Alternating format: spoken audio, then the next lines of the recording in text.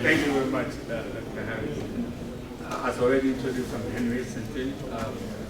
This is a fertility session, and usually what happens is I kind of focus on the research aspects of what I've been doing, and Dr. Harris will give you the production consideration. What are some of the soil fertility considerations you should be looking out for in 2023? So, as he mentioned, my work falls under two umbrellas. Although it's a fertility session, in Georgia there's a strong component of soil health that is critical. I'm not going to go into all that. So I'll talk about briefly, first of all, my soil health work that I've been doing.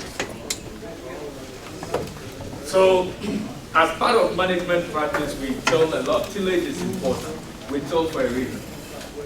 You break the compaction, it aerates the soil. It has value. There is benefit for tilling our soil. And then with all these buzzwords, soil health, regenerative agriculture, we want to reduce tillage. And so we go into conservation tillage, like strip till or no-till system. There is a saying that you can have too good of everything. Both of them have their own limitations. Both of them have their own limitations. Briefly, if you are going conventional tillage system, you know, in the long, what are you doing? You are pulverizing the soil. You are breaking them. You are breaking aggregates. You are making them very fine particles. It's going in the long term. As you till the land, your microbes are happy. What are they doing? They are going to mineralize the organic matter, or they are going to decompose or break down the organic matter. And this is very critical in Georgia, where majority of our soils have very low organic matter. It's quite uncommon. It's very common to even see soils with lower than 0.5%. And I would say your ideal organic matter should be 5%. I don't think there is any that we can find in Georgia, right?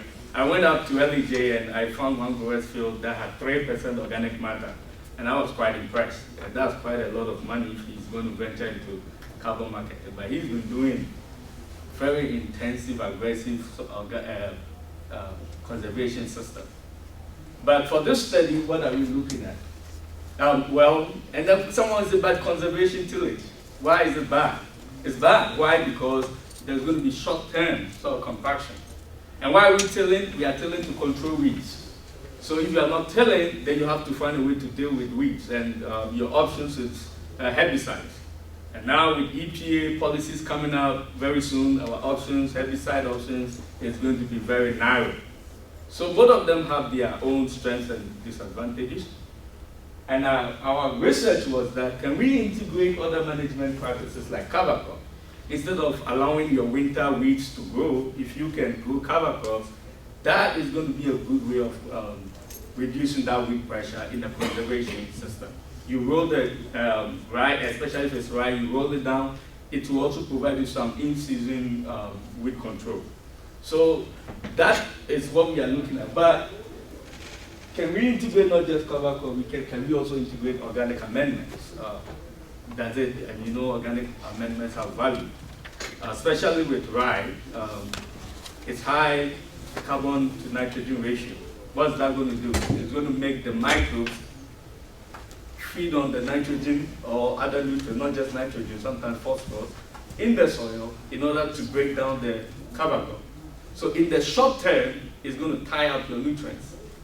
And then in the growing season, so that means you might have to add some form of nitrogen to balance it. And so if you have organic amendment like poultry litter, which is very common, and I know Dr. Harris is going to talk about it, it's actually a more cost-effective form of fertilizer to augment your nutrient management program. So those are some of the things we are looking at.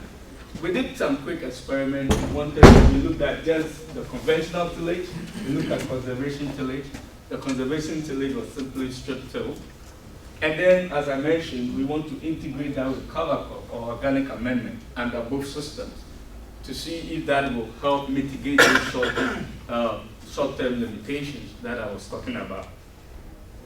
And some of the field management, as I mentioned, strip tillage, the cover crop was rye, we used 90 pounds to the acre, and the organic amendment was combined application of biochar and poultry litter.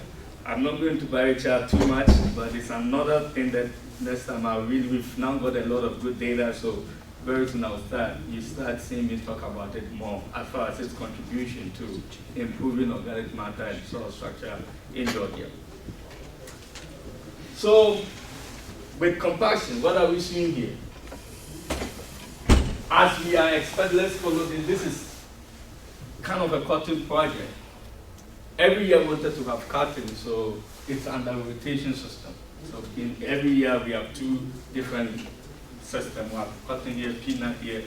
And so this is, and it's under, some we grow corn too, so it's kind of a great segment. But I'm showing you these two trends. This is after cotton going to corn, after peanut going into cotton. And that is our soil compaction data. We reported it in PSI, pounds PSI, and then this is our soil depth going down. Now, as we are all expecting, when you go conventional till versus conservation tillage, it's really compacting your soil. So you are comparing the red one versus the green one. You see, when you compare both of them, we expect the conservation tillage to increase our compaction. Compaction is critical because it affects, it mimics what we are measuring. We are mimicking how much energy your roots are going to use to penetrate or proliferate the soil. The more energy is going to expend to proliferate the soil, the less it's going to put up reproductive growth, and ultimately it's going to affect your crop performance. And that's what we are seeing. This black line, 300 psi, is the threshold that research has shown that once your compaction goes beyond this level, your crop begins to struggle. They begin to show some, they are stressing out. They are going to then use more energy. If it's less than 300, you'll be fine. Ironically, we were hoping that if we put these cover crop integrated system into the production system, we were going to actually improve our compaction, help reduce it. But rather, you can see that when you compare the red line versus this purple line, you see that rather we are increasing it. And I'm going to explain why, so that you don't get me wrong.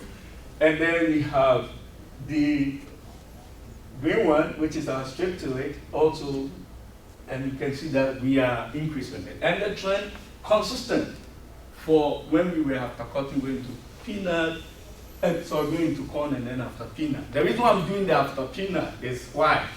How do we harvest our peanut? We dig the soil. So we kind of allow some loosening as we are digging our peanuts.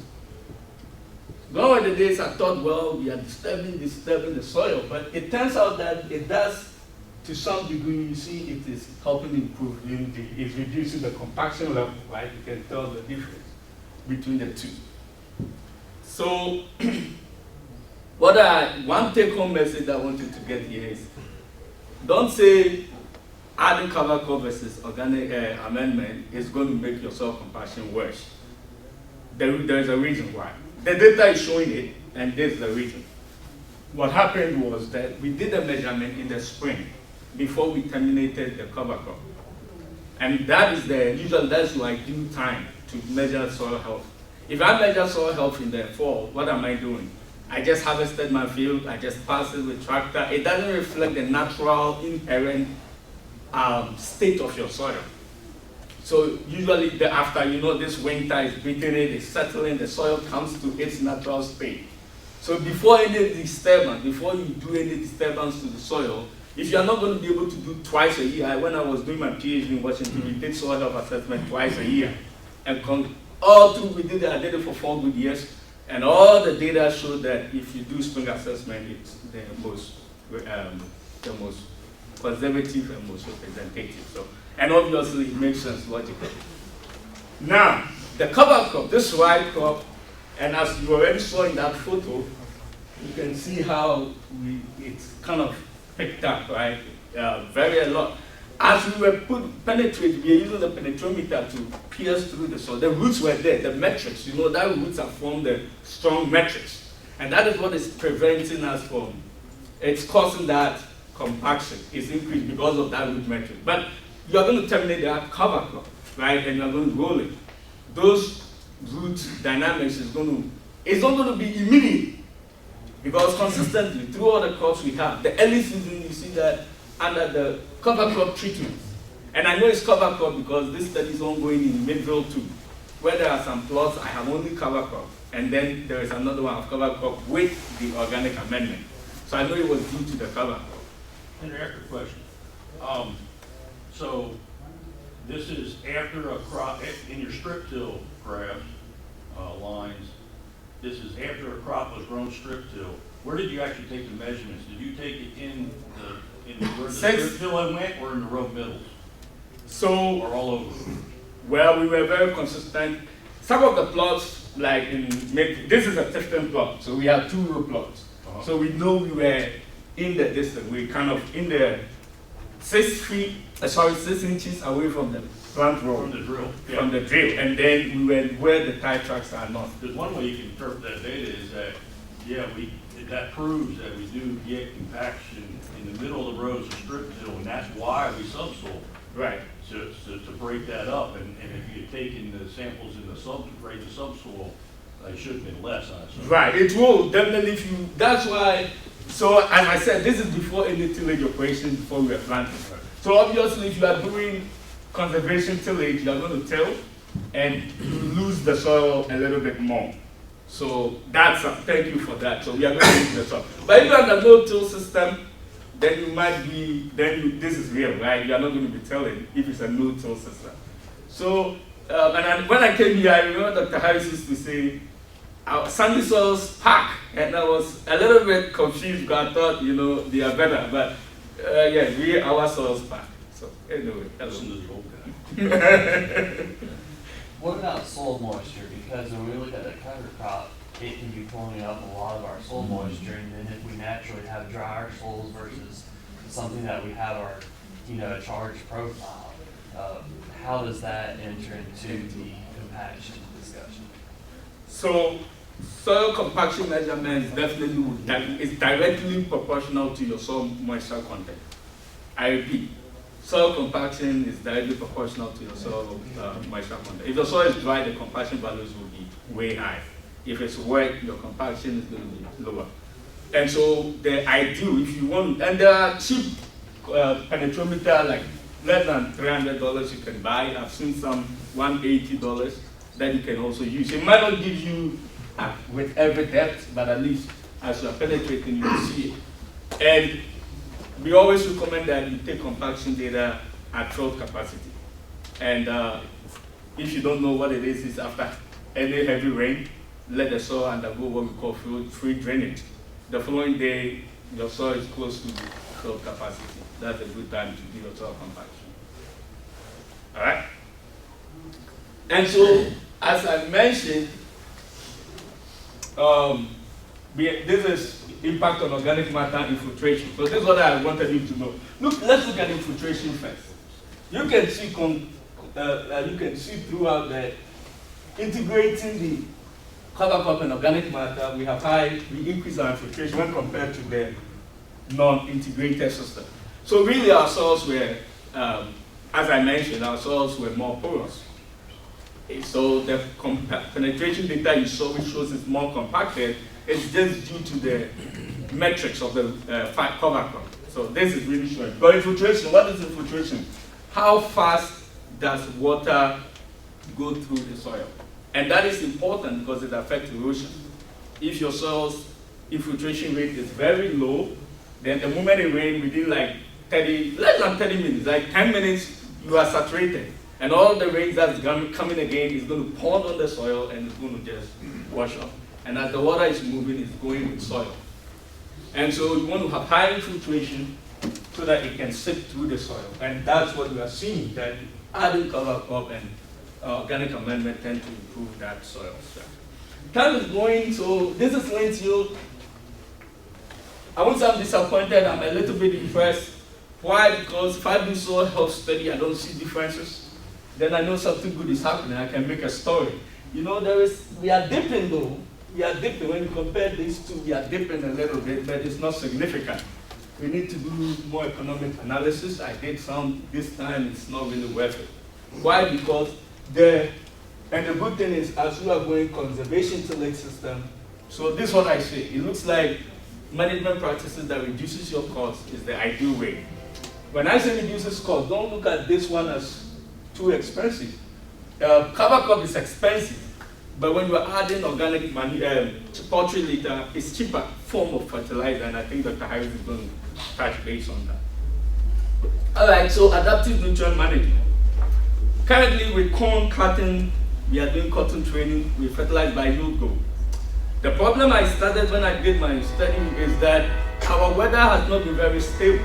Weather affects your productivity. And if your productivity is not right, if the environment does not cooperate, it does not matter what you are fertilizing for, right?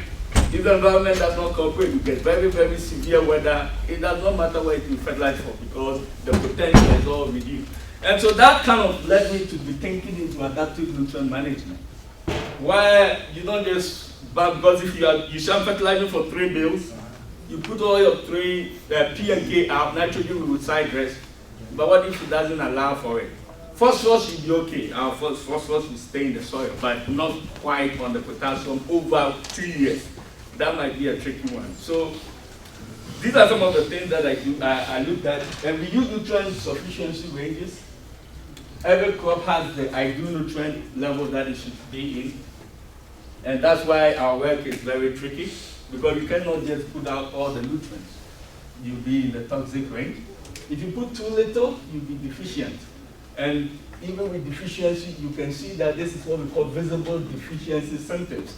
Deficiencies can occur without you even seeing it. And that's why we rely on tissue analysis. Cotton as a crop is very, very plasticity in its growth. What do I mean by that? It can adapt to environmental conditions. Don't do that in corn. You can start poor on cotton, but you can recover it, but not too late. If you wait till you reach the reproductive phase, it might be too late. Corn, no. So that level of plasticity tells me that we could manage cotton a little bit differently and still do very, very well. And I did, in my initial studies, this I did for over 2 years when I started across Camela and Leadville, and you can see. This is looking at late season stress. One of the key things we see in cotton, especially potassium, late season potassium deficiency. If you allow cotton to stress in the latter part of the season, you are going to be hurt. That's the L stress, late stress.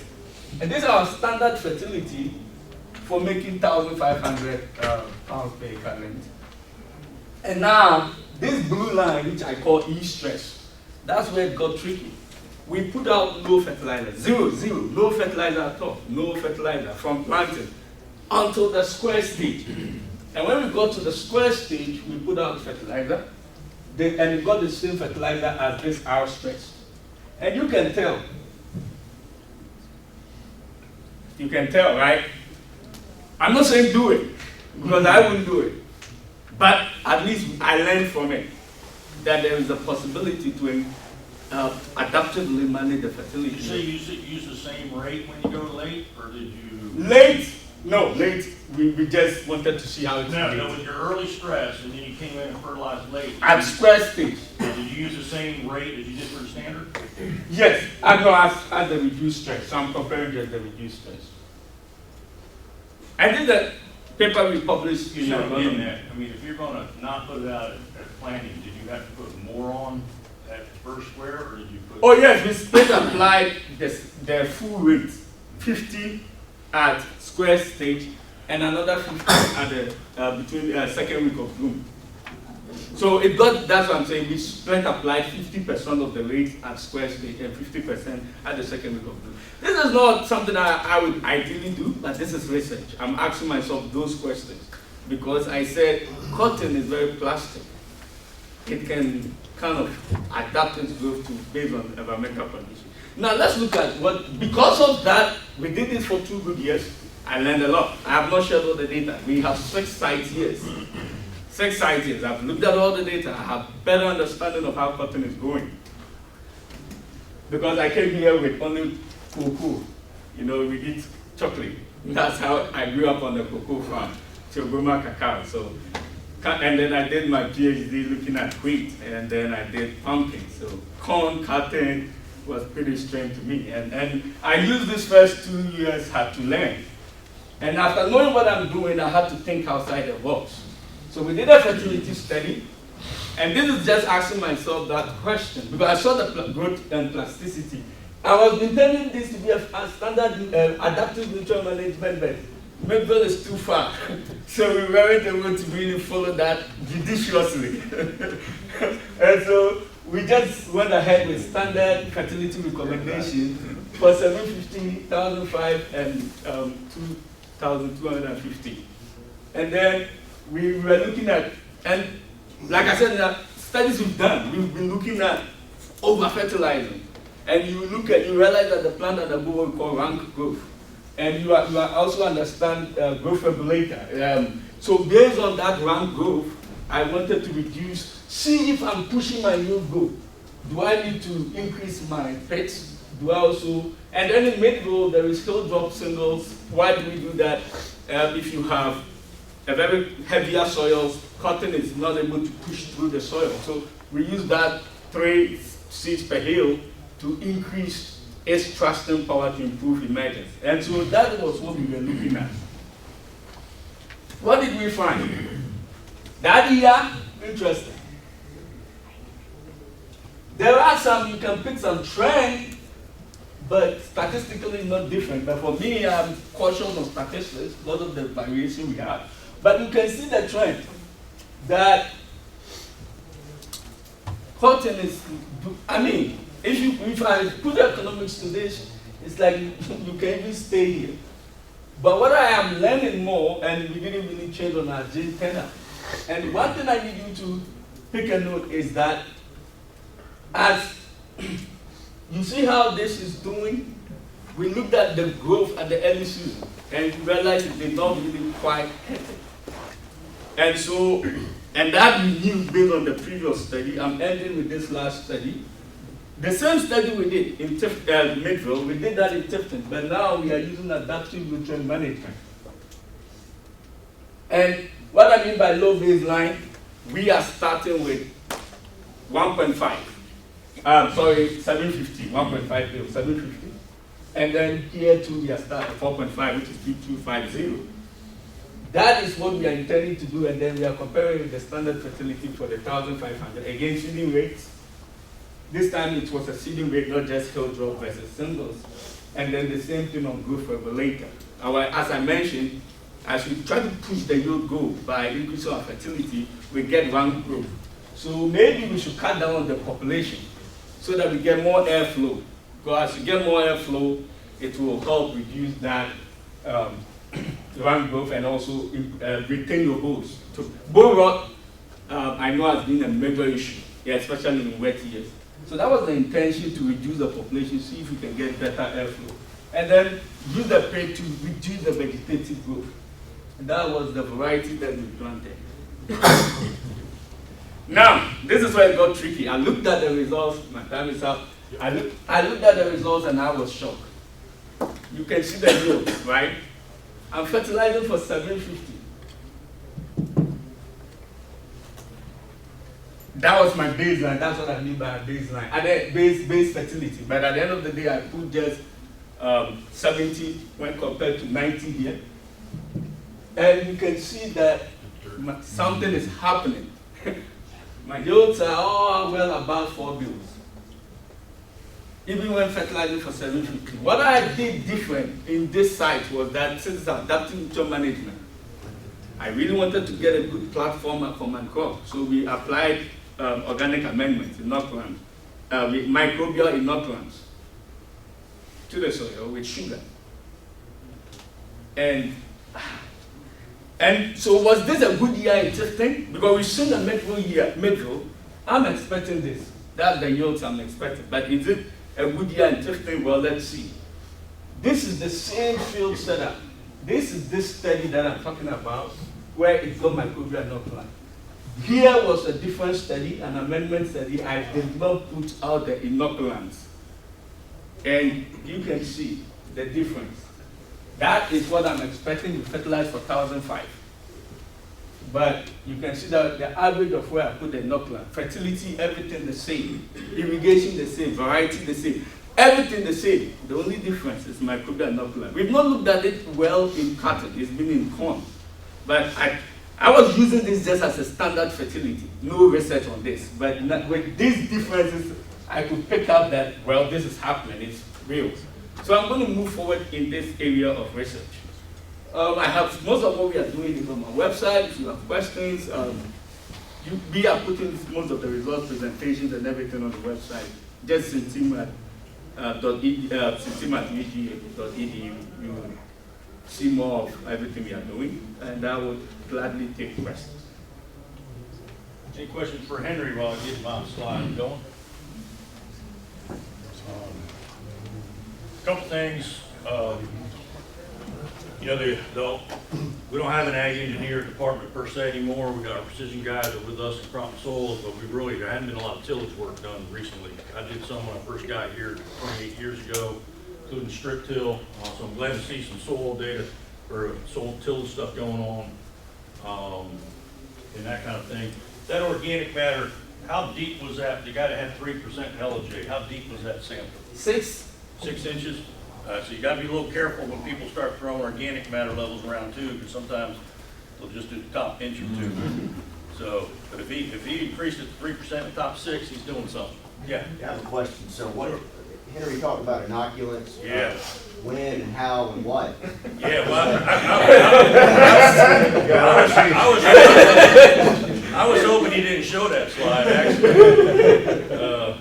Henry, you want to tell him what you did? Henry cheated, I think. I'll tell him, go ahead, I'll tell him. you go ahead. I've seen him get that dog before, and I'll tell you how I interpreted it is, you didn't use it off the shelf as labeled. No. You fermented it and increased them, so that, and double the rate. which raises a lot of questions on whether the ones being commercially sold right now have enough in them and all that stuff. Of course, when he said it fermented, mine went to beer, but anyway. So I got sidetracked when he said that, so anyway. So as is mentioned, the standard label commercial rate that is on the market won't give you what I just did. It has the value, but the population, the amount we are putting out and all that, and even the sugar, no one recommends the sugar. So this is one thing that I have seen in corn is working marginally. That's why I tried it in cotton, but this time doubling the rate in addition to fermenting it. So way different system. But then the yields look impressive, and so we will continue to do more research. So you're saying organic matter is important, that's what you're trying to do? Yes. So I told you, I'm glad Henry's tackling these things I didn't want to. And to be honest with you, when all the biologicals just came out, there were so many of them. I'm like, geez, where do I start? So I didn't start on any of them. And so I'm glad Henry's tackling that. But I think it's pretty obvious one of the things we're hoping Henry does next year, and I think you mentioned it, is maybe more look into that, because that was not replicated. That was just an observation pretty much. But it's an important observation that we need to go down the road. And like I said, we might have found a clue already. Maybe these commercial ones aren't strong enough. I don't know. I don't even know which one to use. But anyway, really important stuff. So we'll look forward to seeing more from Henry on that for sure. All right, we're going to spend the rest of the time talking about a topic nobody wants to talk about, actually.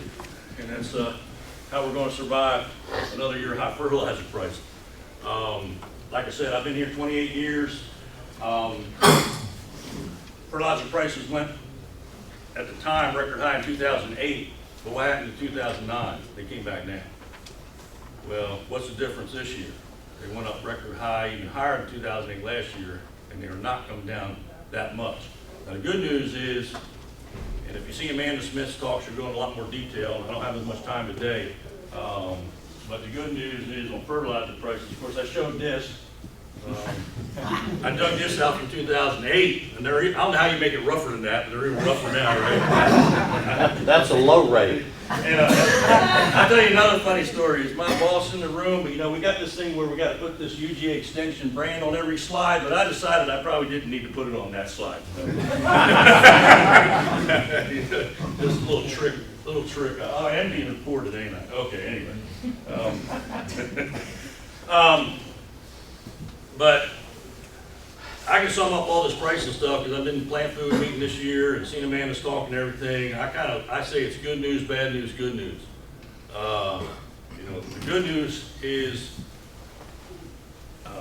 this spring compared to last spring, NP&K should be down. So what's the bad news? They're not going to be down that much. Well, then what's the good news? By this time next year, we expect them to be down significantly. I don't know how far, but even further than they are now. So I don't know if you're a half full or half empty person. But I do see that as good news because you remember last year we survived. As long as commodity prices stay good, we can survive those higher fertilizer prices. So as long as commodity prices stay good now, we're actually going to be hopefully a little lower overall fertilizer prices by the time we fertilize cotton this year. So that's good news to me. I think we're going to make it, is what I'm getting at, unless something strange happens, which you never know. There's been a lot of strange things happening. Anyway, you see a lot of graphs like this, and this is just one: anhydrous, ammonia for N, DAP for phosphorus, and urea, potash for potash. And you see they all came up in 2008. They came back down, bounced around, and last year went real high. I've shared with you before, I started bar graphs, and this has gotten really messy because I started out with only 3 or 4 years on here, and every year I kept on adding a bar to it. For nitrogen, I don't use anhydrous. I try to kind of take an average of the different materials. And we got a number of sidedress materials. And, we got some wiggle room there when it comes to picking. We're going to probably use DAP for phosphorus and urea for potash. But when it comes to nitrogen, you got a little wiggle room to see. You might have some choices and can price some things out. So we're going to talk about that a little too if we have time. So I went ahead and cleaned that slide up and put it on a graph like you saw before. And then again, the big question right now is where are we going from here? And if you see Amanda Smith's talk, right now, by the way, in her crop comparison tool, if you use that, she's using $1.10 for N, 80 cents for P, and 75 cents for K. And she'll even tell you those are a little high. They're conservative or whatever. They're high.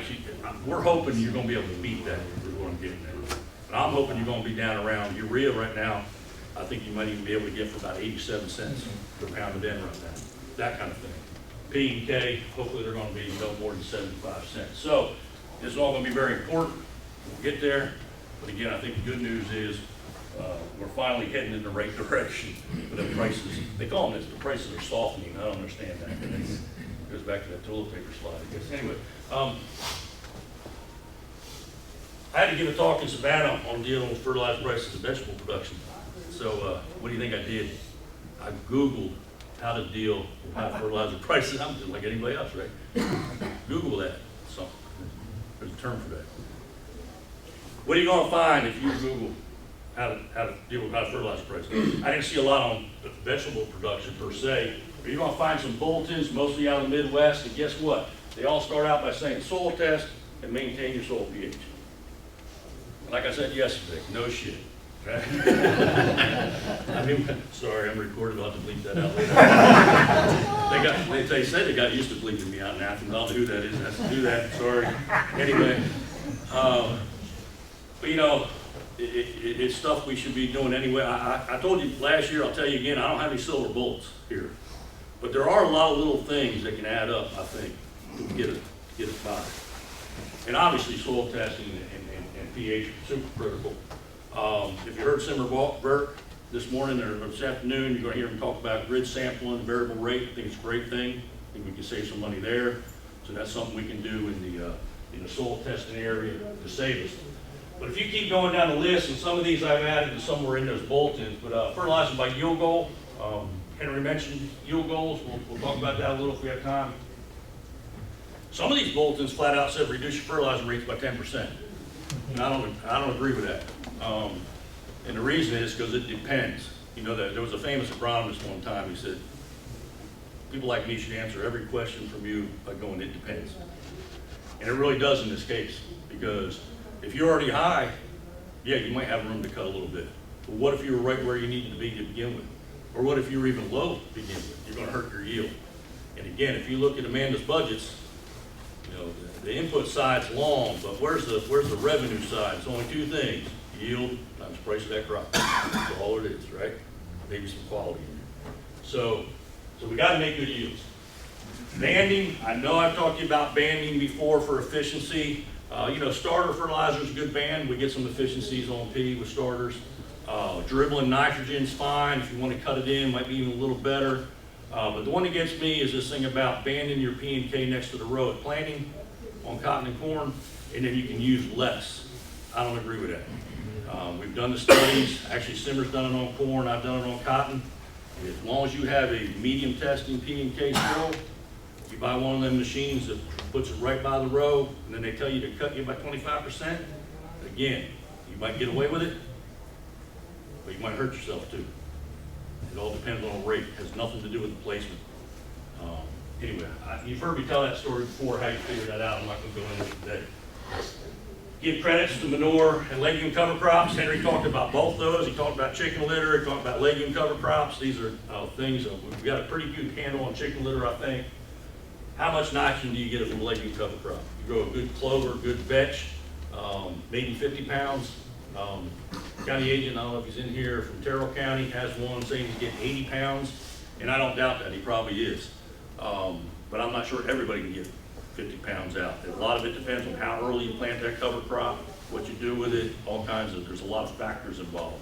But the other thing to think about, even if you get 50 pounds, how much does a cotton crop need? 3 bale needs probably at least 100. So you're still going to have to put 50 out. And then you start thinking about the cost of the cover crop seed. Hopefully it doesn't aggravate nematode problems. There's other factors to think. All right, in-season adjustments. Henry talked about stressing the plant early and then putting fertilizer out late. I think that's really interesting. Kind of reminds me of what we said, always say stress it early with irrigation. Get pegged down. I don't think that ever panned out. Because there's other people that say never stress the crop, right? That's the way to go. So, but our current recommendations still are split your nitrogen, some planting, some side dress. And I'm going to talk about potassium. A lot of people split K. Sometimes that works, sometimes it doesn't, sometimes it doesn't matter. I sound like a weatherman now. Might rain, might not. Good. So, anyway. And then alternative byproducts are interesting. I don't know if we'll have a lot of time to talk about those, but I'm getting a lot more calls than I ever have because these high fertilizer prices, a lot of, especially industry byproducts, industrial byproducts, call me and say, hey, we've got this stuff, I think it's got nutrients in it, I think a grower could use it. I'd say for every 20 of those calls, one works out, that kind of thing. And before I forget, Henry mentioned biochar. Biochar is where you take some kind of, usually a plant residue, and you heat it under low oxygen. It's like making charcoal, okay? And it's supposed to help improve the cation exchange capacity in the soil. Sounds great, perfect, right? We've been trying it for years. Can't seem to quite make it work.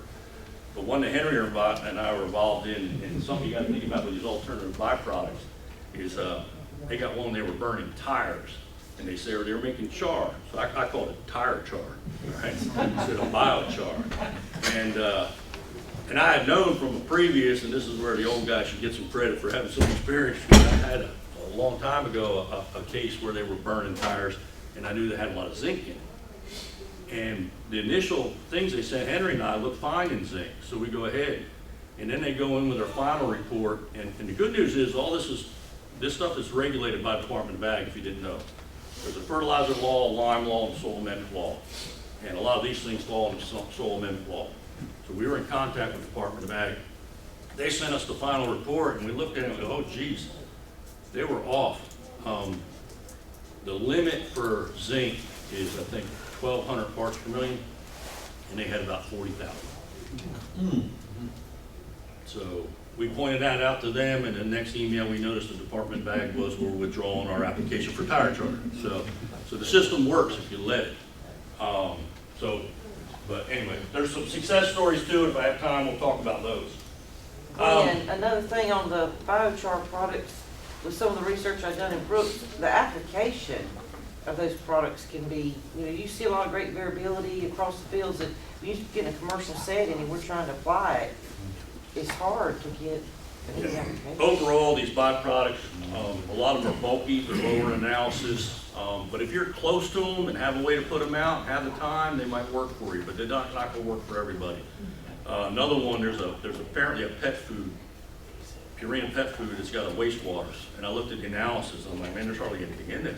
And they said, well, we're going to put it out at 10,000 gallons per acre. Man, have fun. How many acres? They got a 10,000 gallon tank, and they do an acre at a time. I don't know how that works. So anyway,